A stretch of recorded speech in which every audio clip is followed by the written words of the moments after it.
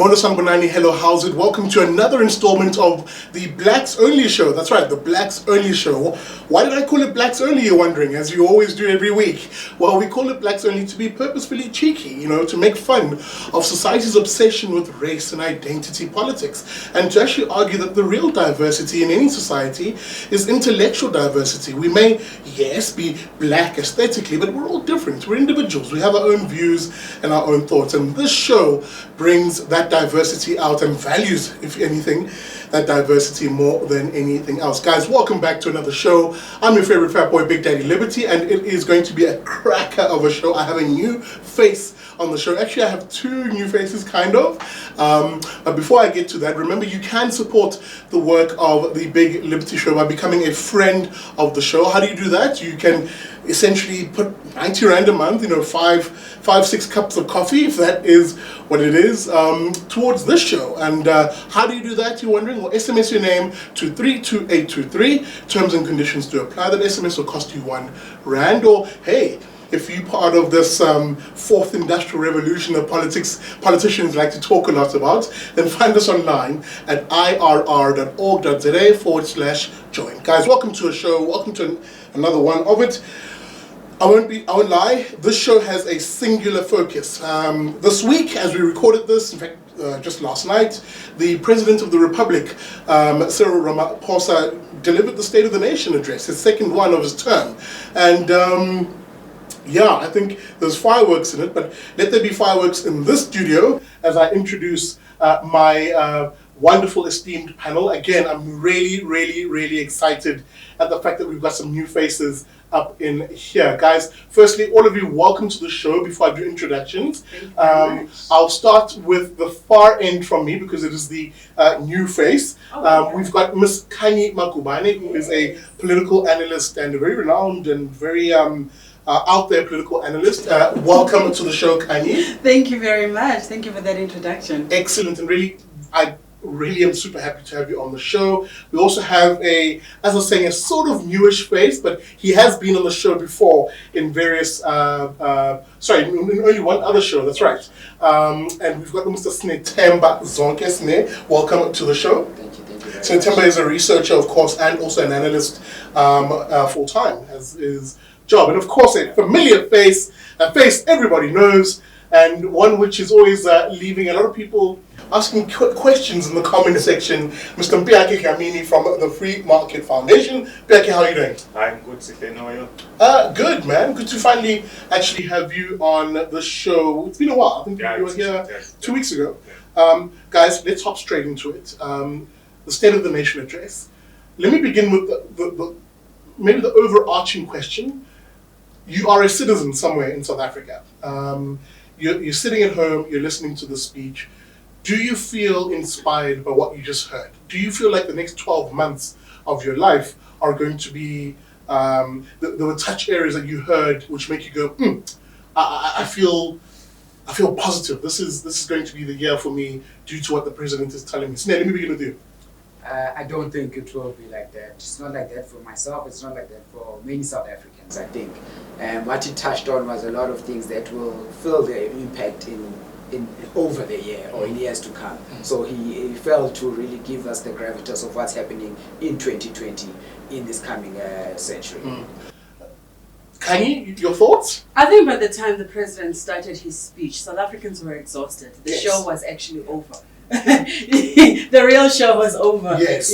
By the time he started, the EFF, of course, had done what it had intended to do, which was to disrupt the State of the Nation on the grounds. Well, actually, they started on the motion to have former President F.W. de Klerk removed from the chambers, calling him a murderer, having a slew of things to say about the former president. And, of course, we know there was a back and forth between the Speaker, Mudise, the NOCP head, Ubabu Umasondo, and many times he looked exhausted. Did you see the memes that people were doing on Twitter saying, "Oh my word, I did not sign up for this," because it was intense, and we knew going into the State of the Nation that the EFF was not going to let up, and of course then they moved from the former president and then getting straight into the issues of Public Enterprises Minister Pravin Gordhan, saying that he needs to vacate his position, he needs to leave, and the president needs to announce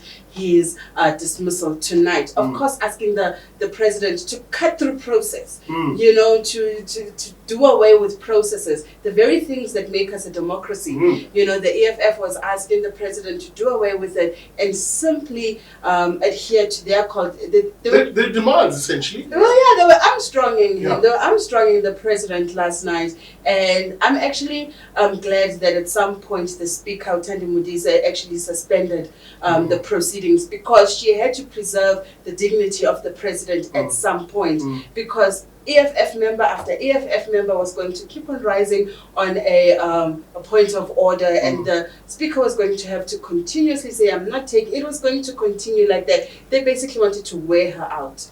Mpiyakhe, Khanyi raises a critical point around perhaps the spectacle of our politics and not necessarily the substance sometimes takes centerpiece. You know, we're almost, one gets the impression, I want to put this to you, one gets the impression that our politicians almost view themselves as entertainment and not necessarily as serious leadership at times. Your view on what happened yesterday, just very briefly? So I think a couple of things are going on. It was very inconsiderate for those MPs who disrupted Parliament, because, I mean, disagree or agree with the president, you still want to hear what the government has planned, because we all have a stake in this country, so we want to hear what's going to happen in what the plans the government has. But what I wanted to hear specifically was more about the reform, and you're right, it's always style over substance. And so, because like the big story today is what the EFF did. But now the fact is there was not much substance in the speech. There were good things, don't get me wrong. There were things that's like, if the government implements, you think, okay, South Africa could actually start moving in a better direction. But the overwhelming part of the speech is doubling down on failed policies of the past 10, 20 years, and so on. And so this is, I'm still looking for reform. I'm an eternal optimist, so I'm always looking for reform. And the next place I look is the budget speech, so we'll see. Guys, Mpiyakhe, I suppose, opens up that can of worms again. Let me begin here. There are 4 or 5 broad areas that I'm going to put to you guys as just commentary on the meat and potatoes of the speech itself. Let me begin here. The president outlines his first sort of 5 minutes of the speech I actually considered were quite good. There was almost a quasi-frankness in just how much there has been a failure of certain promises made and not kept, and certain systems of government that are supposed to be optimal but are just not, well, optimal in terms of their definition of what government should do. Let me begin here. The president says, on state capture, we've acted firmly against state capture, close quote. Now, there are a lot of eyebrows that were raised when this was said. The question I had, and I want to put it to you guys, is if they've acted so firmly on this, where are the arrests? Where are the convictions? In September? Yeah, I think that, it's a complete failure. We saw earlier this year the video that went around with Richard Quest basically asking where's everybody who's going to jail. I don't think that they've acted firmly. It's completely slow, and that's what the state capture commission is. It just drags out the process. The real action should be, whether it's by the Hawks or the NPA, that's really where we need to see action, or from the president himself to actually start firing people from cabinet, or even for the ANC itself as the president of the ANC to start taking action to anybody who's been mentioned. He hasn't actually done that, and I don't think they've acted. Khanyi, I want to put a particular question to you on this issue, and from a political perspective, would you not think that President Ramaphosa, to actually strengthen his hand in the politics, the overall politics of the tripartite alliance, one of the things he should be doing is actually making sure that the criminal justice system works and works really well, and that it goes after some of the, whether it's his fellow party members or not, it actually goes after people who are implicated in corruption and sees a lot of these people behind bars. Don't you think it would benefit him politically to do this? Well, I think there's 2 things we need to distinguish. Number one, there's the role of the judiciary as per recommendations of finalized reports. Because when a report is finalized and it's recommending prosecution, that's when the Hawks come in, and that's when the state arm of the courts come in, because then that person has to be formally charged. They have to go through a trial, and they have to ultimately be convicted and sentenced. And so that's the one part where where the justice system needs to be able to support the work of the commissions.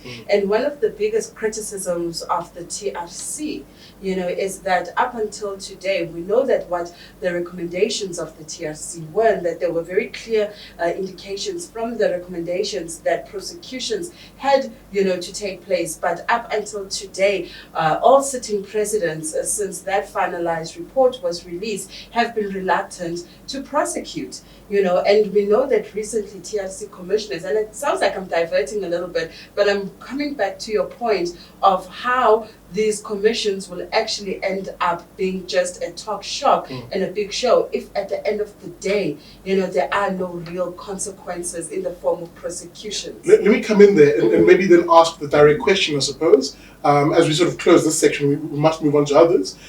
What's the point then of these commissions? Should we not be just bolstering the official criminal justice system, the legal system, to go after the corrupt, to go after the wrongdoers, and bypass this almost dog and pony show sometimes of commissions? I think Khanyi is absolutely correct. You form a commission if you don't want accountability. Yes. If you want something like amnesty, which was one of the things that the TRC did, it was just give amnesty to criminals. Yeah. People if you consider the magnitude of some of the stories, like the damage that was done in people's lives, the stories that people were told, like the torture, the beatings, and so on, there should have been some real consequences there, but they were not, because we decided to give amnesty to commissions rather than allow the rule of law to do its thing for the first time ever in South Africa and say, okay, we're going to start this country right, we're going to start on the basis of the rule of law and the right to pass wrongs. But okay, we failed there, and then we are going to fail with state capture as well. It's going to be another historic injustice, because nothing is going to happen. It's going to be some kind of amnesty deal, whether it ends up coming through the pen of the president, through the pardon power that he has, or some other way. But I don't foresee accountability coming from this. Guys, let me zoom in a little bit on the political issues here. State capture has been on the buzzword of the media, society, blah blah blah. But it seems like there's an elephant in the room, so to speak, insofar as the one element or the one version of state capture that no one wants to talk about, which is cadre deployment. The president almost made mention yesterday in his speech that it's very important that we get the right people into the right positions, because that's been a big impediment. He spoke a lot about in that context of Eskom, where you made mention of this.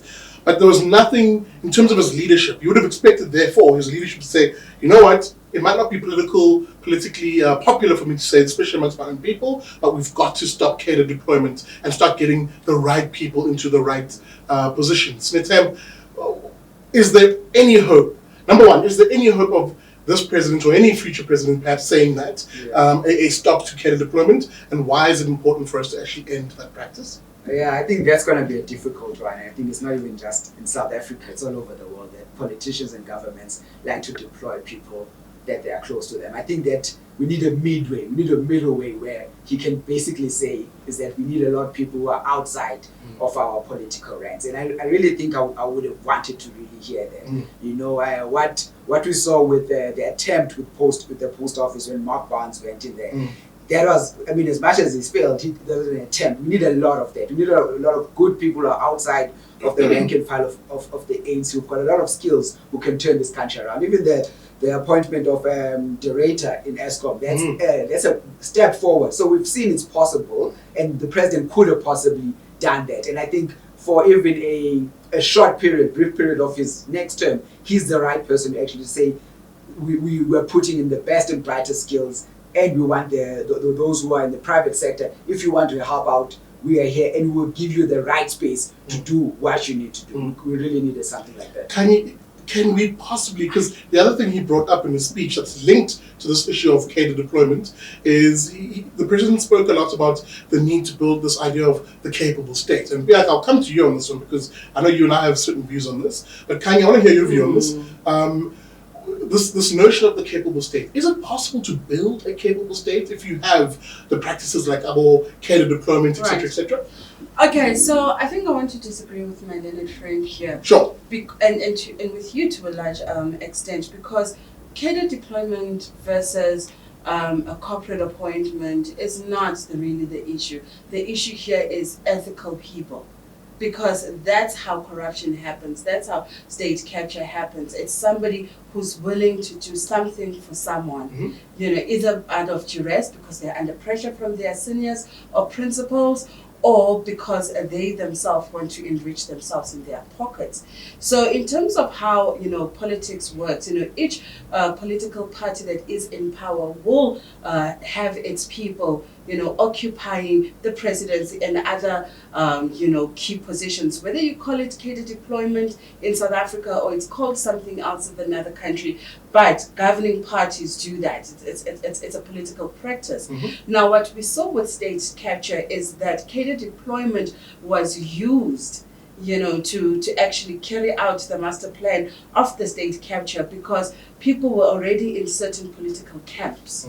And so what happens is that when you're in a particular political camp, there are expectations of you. There's the guy that's sitting on top, that he's giving orders to one at the bottom, they give the orders to the other, and there is almost an expectation for you to do as you are told. That, for me, is where the weakness of cadre deployment comes in. Yeah, can I just... Sure. I hear you on this thing, that a lot of countries do cadre deployment. It's a prerogative of a sitting government to appoint wherever. And sometimes it will be within the political ranks. But I think the extent that we have here in South Africa, that in boards, of the state boards, that almost every single person, whether it's a chairperson or whatnot, is an ANC member, card-carrying members. I don't think you'll find it to that extent in many countries. They might be aligned, they might be thinking the same, but not card-carrying members in every single board of a state-owned company. That's the case in this country. Let me bring Mpiyakhe into this, and maybe as you do, Mpiyakhe, let's go straight into the nub of this issue.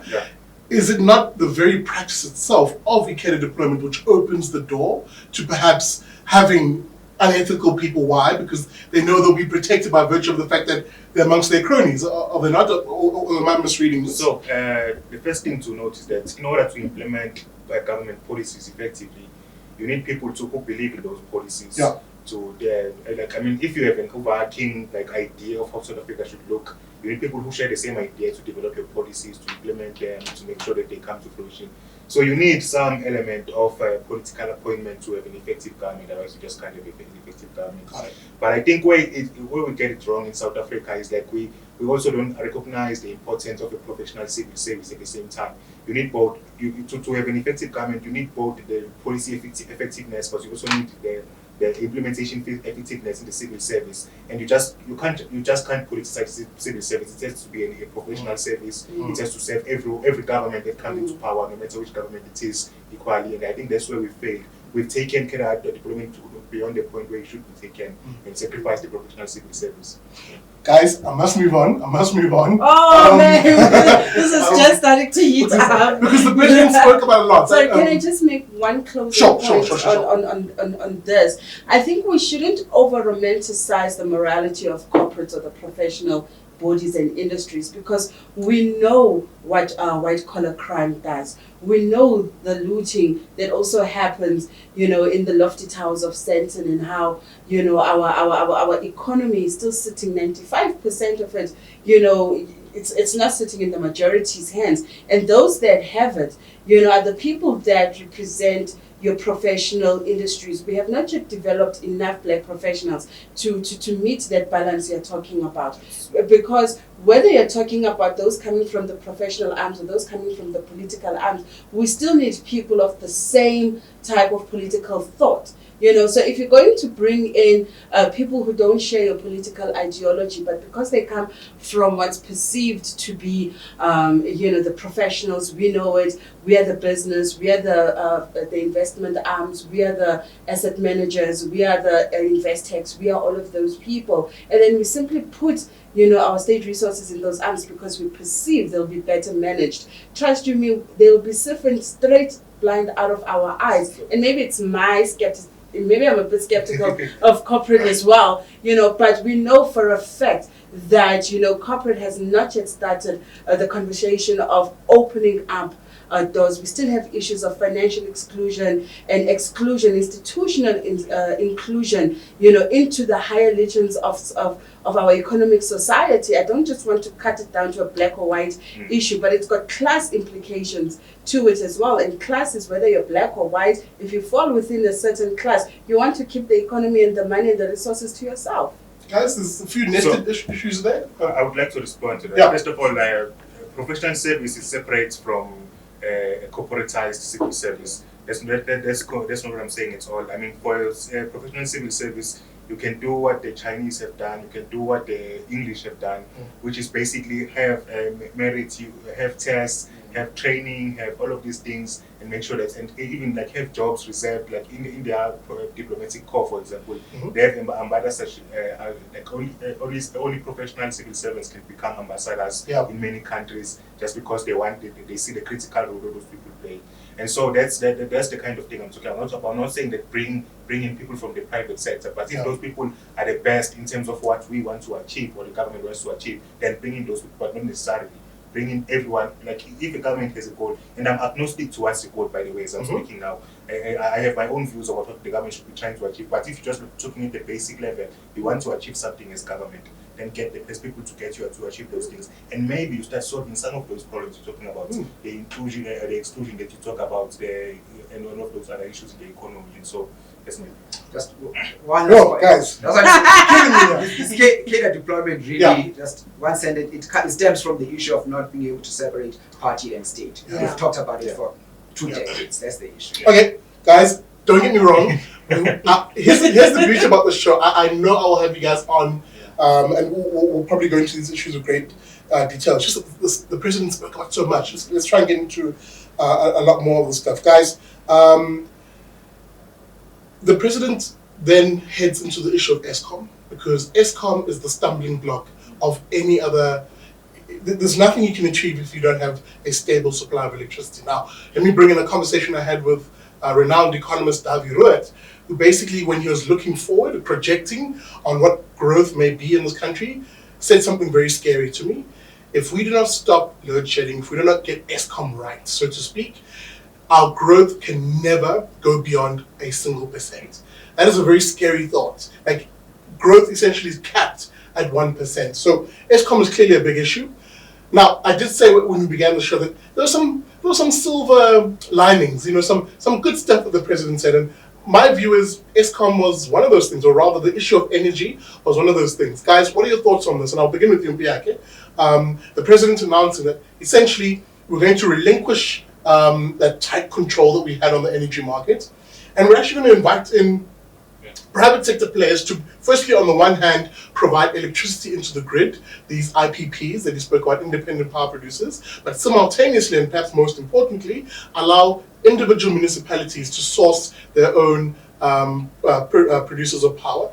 Is this a big step? Is this something we can actually say kudos to the president? Yeah, I think this is, I'll actually give an unqualified kudos here, because if you look at what was politically possible and how far like he has committed, of course it's still to be seen how far they will do in terms of implementation. But I think we are heading in the right direction now. You won't see revolutionary change like all of overnight and saying, okay, all of a sudden everyone can generate their own power all the time. We would like to see that, but it won't happen. But we are seeing like in progress, because government has recognized that fundamentally they can't produce power, and like it's no use to being stubborn trying to produce something that you just simply have failed to produce. And so allow people to fill that gap. And then when government is ready and they fix the issues in Eskom, then they can compete with the private sector that's producing power, and people can choose. It should be possible for South Africans in the same way that they can choose between 2 clothing stores. They should be able to choose between different power providers, and some countries have that. And so I'm glad that we are heading in that direction. And I couldn't, like, it seems like in terms of IPPs, we already have IPPs in this country, but the important thing now is that they'll be allowed to build their own coal power stations, which is very important. Sine and Khanyi, I'm going to come to you on this issue, because the Eskom one was even deeper than even the idea of devolving power. The president also makes mention of the fact that under the leadership of the new CEO, Eskom itself has begun the process of that breakdown, or that breakup really, of this big bulky monster, this almost zombie that we call Eskom, into 3 firms. The one which, essentially is just generation, it'll control all the power plants that feed into the grid, which is the second form of the business, the control of the grid, and a third one which will sell electricity to various municipalities. Are we heading in the right direction of seeing the breakup of Eskom? Is that like a necessary thing at this point? Can you let me begin with you, sorry? It can have good and bad ramifications. Yeah. If you think of the 10 points that were released by the EFF in terms of why Public Enterprises Minister Pravin Gordhan should go, one of them is on the issues around Eskom and energy. And one of the criticisms that they have is that the minister is intentionally collapsing Eskom and cutting it into chunks so that, and these are assertions made by the EFF, so that he can bring in his cronies and that they can be white monopoly capital that is now benefiting from this energy generation, that they are coming in as the saviors of this catastrophic disaster that is load shedding, that is an inefficient energy supply. The problem is big and it's well documented. And in some quarters, the question is this a created problem that has been intentionally created to create a solution, that looks in a particular way, or as many energy experts are saying, they want the government as far back as Thabo Mbeki's time, that we are going to have an impending energy crisis if we do not do A, B, C, D, E. Are we just the casualties of our own procrastination of dealing with incompetence also in Eskom? Incompetence, because energy experts will say this has been a long time coming. It didn't just start here. The problem didn't start. We one day woke up. We have a growing population. We have more people that perhaps the electricity grid can accommodate. And of course, we know that a lot of South Africans live outside of the grid. They live in informal settlements where there's no electricity and they have to bridge. Those are the smaller issues. We know the bigger issues are the building of the nuclear plants, or building coal, using coal supply. People are saying coal made electricity, those days are over. Let's look at more advanced technologies. There's been a lot said around how we can solve the energy crisis. Let me put it to you then, Sine. Is this a conspiracy of, as the EFF suggests, or are we actually seeing a failure, as we've seen perhaps in other parts of the world, where if you have a single supplier of something and they don't have competition, that they become complacent in most cases, and you start, even when they're warned, as Khanyi was saying, even if they're warned, but because they have no competition, they feel no impetus to act on those warnings. No, I think there's no conspiracy theory. I think, and it's not to also give to let the government, the ANC or Pravin Gordhan, go free. There's a lot of mistakes that they made. There's a lot of interference. Because I think the biggest problem that I have with Eskom is that they still try to save Eskom. Right? It mustn't be about saving Eskom. It must be about saving South Africa's energy integrity. Even if that means that at one point in time Eskom won't exist. At the moment, Eskom is so intermingled with our economy that we definitely need to make sure that it keeps on generating. So these are the first few steps of breaking it up. And hopefully, I think in the next State of the Nation, he starts talking about private equity into Eskom. I really like what he said about the IPPs. I still think he could have said a lot more.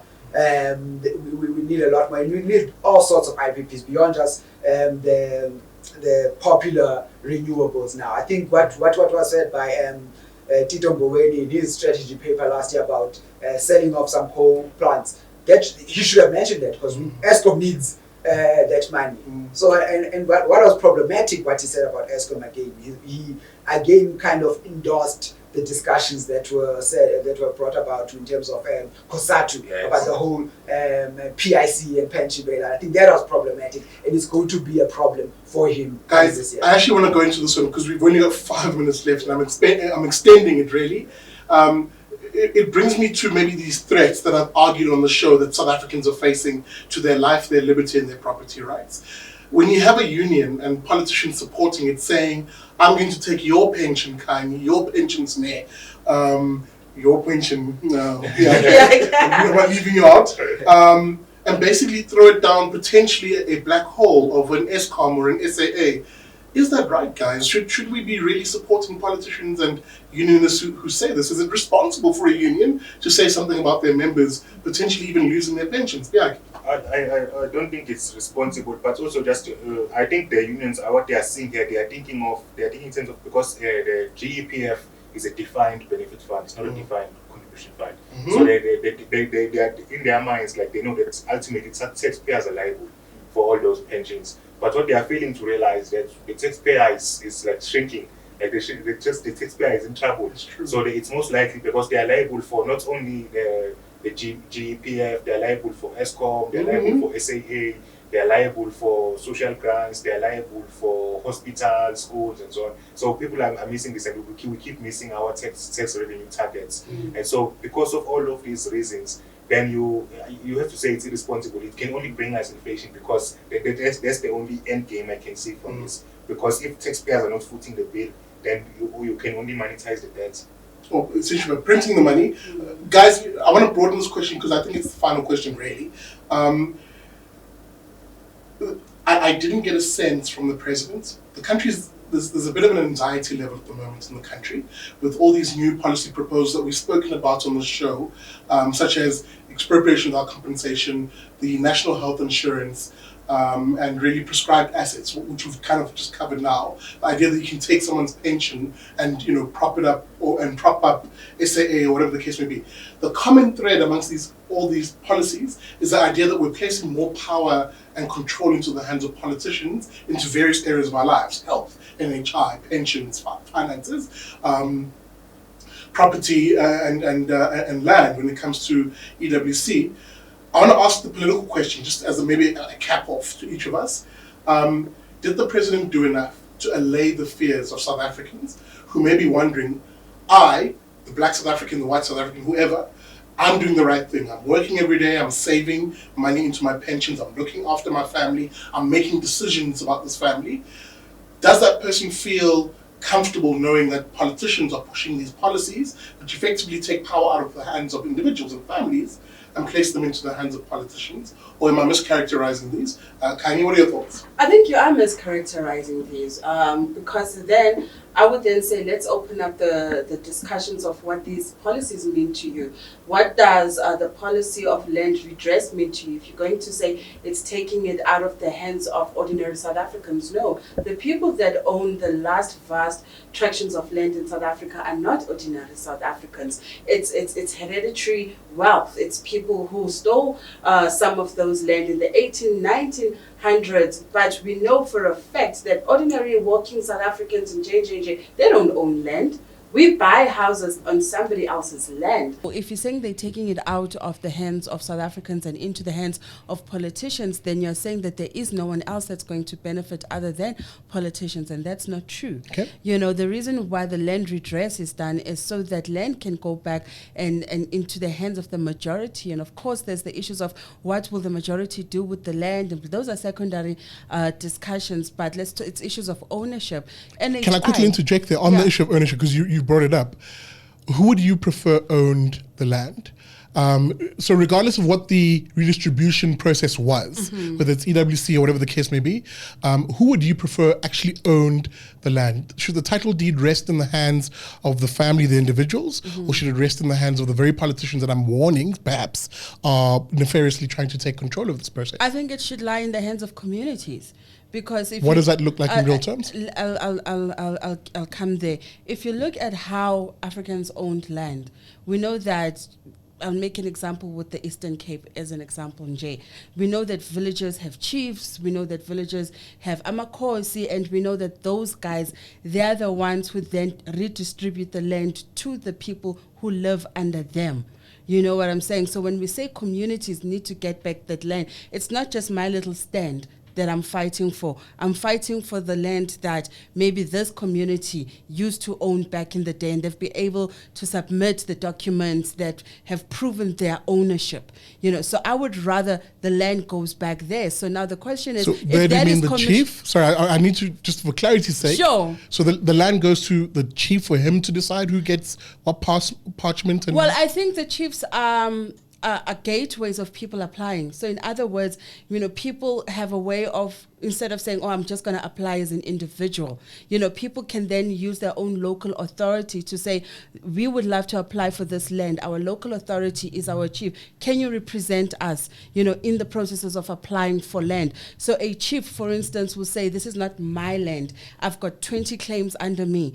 People who are coming from my area to saying, we own the land, and that's just one model, But I must interrogate it, because I think you're describing the status quo. Yes. You're describing me, for example. Yes. I have 150 hectares of land in KZN that has been in my family for, we can track back the whole history of it. But physically, I can't say I own this land because it's under the tribal authority. And because I can't say I own this land, I can't fence it off. Because I can't fence it off, I can't do anything productive on the land without risking. Your land? So it's essentially our family's land. Because really, we talk a lot about individual ownership, but sometimes ownership takes the form of families, really. Family. In fact, let me just hold that thought. I want to take a quick ad break, just a very quick one, just to pay my bills on this issue. I'll be right back after the short message.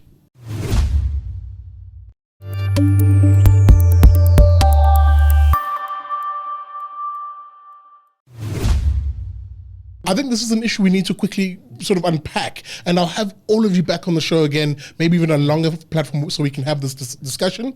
But historically in this country, we've never actually allowed individuals and families to own their land, and the victim of this have always been primarily black individuals. My concern when I hear you say this is that you're basically asking for that status quo to continue, only just transfer from either a politician owning it and deciding, or to a chief owning it and deciding. Well, we can look at Ngonyama Trust. Yeah.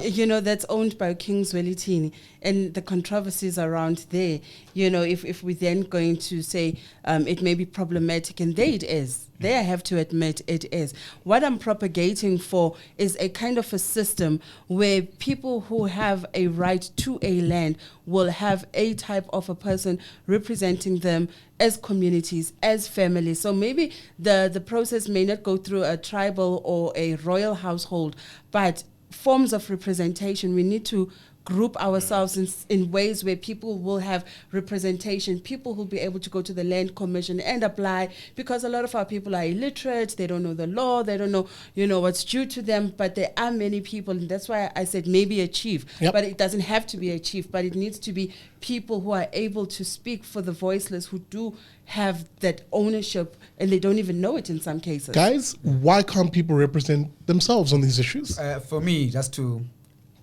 speak about the NHI and the EWC issue. I think what is happening is they're all kind of linked. Yeah, they're linked, because I think the issue is that we really are taking away choice, individual choice or family choice. I'm just imagining what's happening with NHI and EWC. It's like, imagine if the government were to decide who you as a family need to take your kids to school. It's like making that decision. Now we're pulling all resources into one centralized decision maker, empowering where it's going to be the land minister, land SAR, or now it's going to be at the health SAR with the NHI. And we cannot do that. When we talk about even communities, we need to bring and devolve the power down to the people.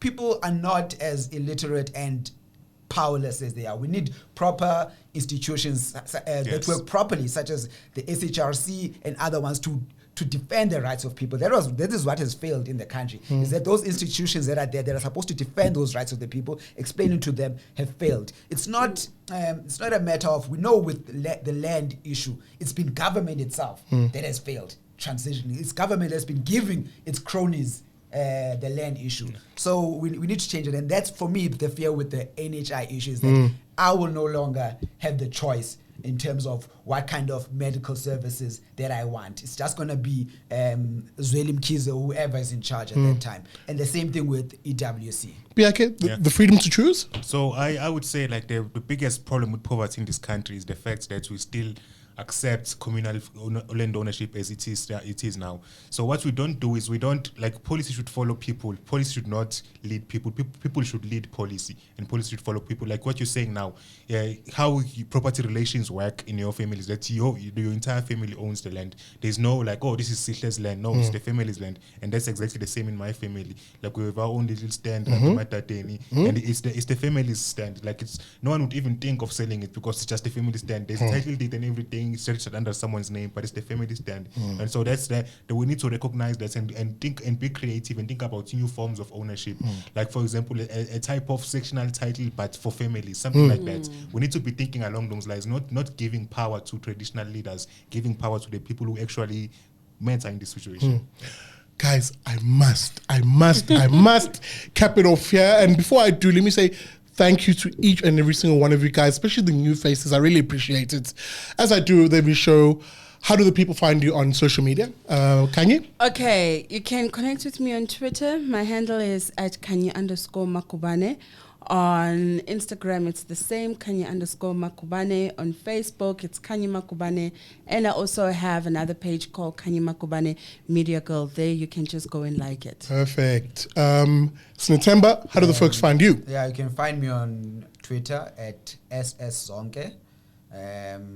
You find me there. So all right. A lot of interesting things. Okay, there we go. And Mpiyakhe, of course, last but not least, how do the folks find you? Facebook, Mpiyakhe Dhlamini, Twitter, Turing_1991.